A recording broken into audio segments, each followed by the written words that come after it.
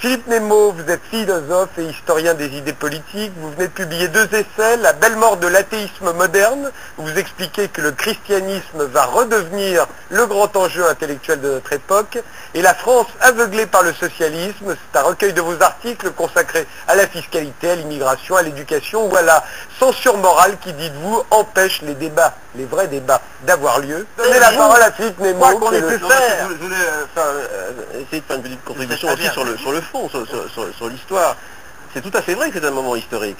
Car là, on a parlé beaucoup de politologie, mais il y a un problème de fond. Le problème de fond, c'est en effet la crise.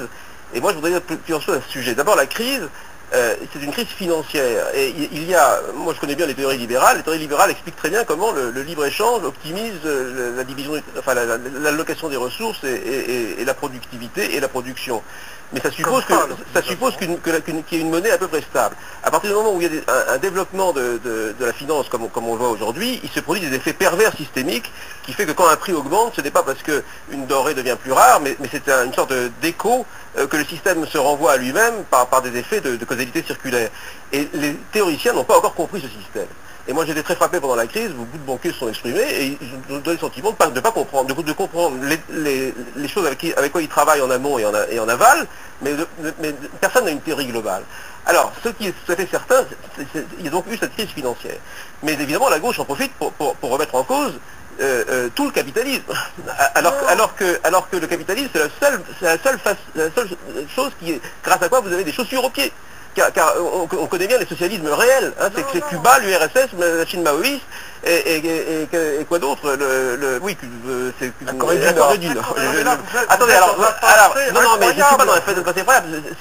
Si vous lisez les propositions de M. Mélenchon, mais Mélenchon n'a fait que qu'on les appliquait, non mais j'entends bien, mais je dis, il va quand même participer d'une manière ou d'une autre. Il n'y a pas eu de phénomène Mélenchon. En tout cas, si on appliquait ces idées, nous nous retrouverions dans quelques années sans chaussures aux pieds. Mais alors, la deuxième chose... Je rappelle qu'il a demandé à ses électeurs de voter sans rien demander en échange pour le candidat du Parti Socialiste. La deuxième chose que je voulais dire, c'est que nous avons un terrible, non pas seulement un déficit de l'idée nationale, mais on a un déficit tout court.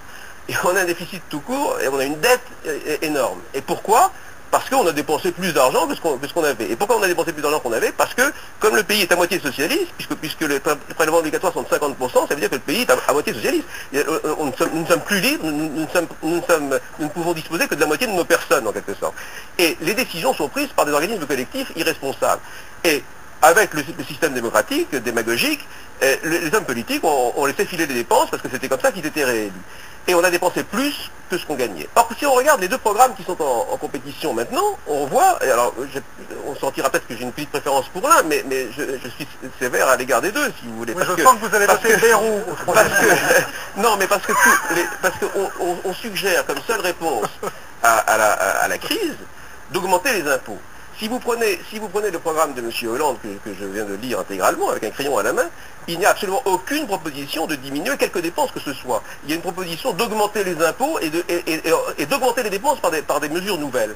Et alors, ce qui est extraordinaire, il faut que les Français quand même comprennent ça quand même, c'est que ça satisfait apparemment le sentiment de jalousie, de ressentiment. On va prendre leur argent aux riches, on va mettre Madame Bettencourt toute nue.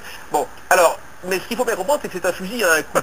C'est un fusil à égalité à bouffer la valeur liberté. Oui, monsieur Hollande a dit que l'égalité était l'âme de la France. Vous êtes au 19e siècle. Non, mais c'est monsieur Hollande qui a dit ça. Il a dit que l'égalité, c'est l'âme de la France. Mais il est difficile de... Non, c'est la liberté. Il est difficile de dire...